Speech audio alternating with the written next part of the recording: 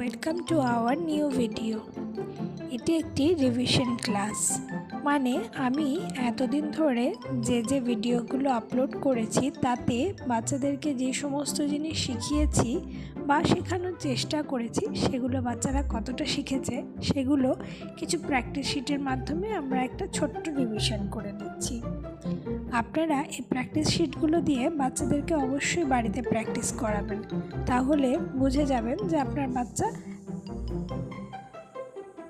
কতটুকু শিখেছে।